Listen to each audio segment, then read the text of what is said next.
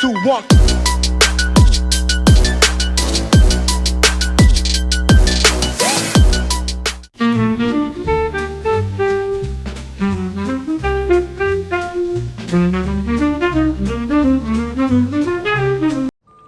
Warap mga kalapatid sa another day, another vlog, another abangan serye dito sa Tarebang Slope TV for today's video.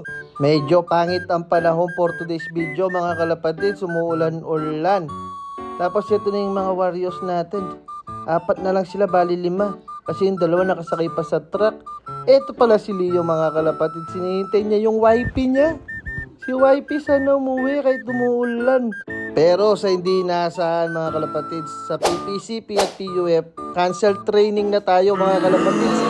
Kaya titignan na lang natin yung mga beta fish natin. Yan o, sa mga may mahilig sa mga fishes dyan. Alam nyo sigurado tong mga to, mga beta, tawag sa mga yan mga kalapatids. Marami tayo kasing alaga dito sa Tarebang Slope TV mga kalapatids. Iba't ibang klase ng animal. Pati yung mga taong animal. Kulang na lang. Kasi yung mga kitikiti natin ang dami na, oh. Lumalaki na sila mga kalapatids. Ano? Bilis nilang dumami para silang anay kung dumami mga kalapatids. Tapos meron tayong special guest. Eto mga kalapatids, yung tarantula natin binigay ni paring Carl Joswin. Malaki-laki na to mga kalapatids. Tingnan nyo naman, sinlaki ng palad yan. Iba-vlog natin yan sa susunod. Tapos ito na yung mga breeder natin, may itlog na yung 2 pares natin. Kasi kulang pa tayo ng isang YB para doon sa summer ng PUF na singsing. Meron pa tayong nakatirang isa. Tapos ito yung mga kukuting natin. Wala pa talaga itlog itong mga to. Bawag yata itong 2 bagpares na to mga kalapatids. Ayaw mangitlog. Pero ito, may alam ko, meron sisiw na to. Yun o, yung kapatid nung binigay natin kay paring Carl Joswin pare. Ayan o.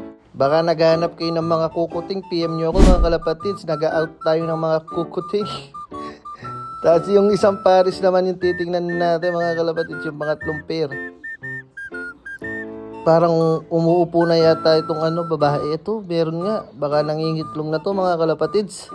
Magpa-reserve na kayo. Mura lang natin ibibenta yan, hindi ibibigay. Tapos ito na yung mga palayi natin. Kumbaga, yan na yung mga nalitaw natin ngayong year.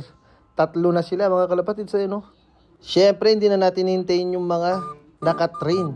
Papakainin na natin yung mga naiwan dito, pati mga breeder. Ayan, meron silang herbal na naman ngayon Friday kasi nga umulan. Kaya bibigyan natin sila ng herbal. Saka natin sila lalagyan ng honeybee mga kalapatids. Ayan, by Milo. Kay paring Christian, mga kalapatids, PM nyo na siya. Pure honey lang, ang suko lang. Kasi bibigyan natin ng pellet yan. Pampadagdag para hindi tayo magagastos sa feeds. Kasi wala tayong sponsor ng feeds. Baka naman, sponsoran nyo na ako ng feeds. Makakuha na kayo. Malakas kumain yung mga kalapati warriors natin. At dumating na nga si Blackie mga kalapatids. Ito na siya. Pinuntahan niya kagad yung kanyang asawa. Kasi nga parang gusto na mangitlog nito. Kaya lagi siya nakaupo. Papakainin na natin siya. Alam po, gutom na to. Alas 11 na sila dumating mga kalapatids. Kasi nga, na-cancel yung training. Binitawan na lang dyan sa malapit. Binaba yung truck nila mga kalapatids. Ayun o. Tapos dumating na rin si wifey. Ayan o. Mukha na naman na rape mga kalapatids.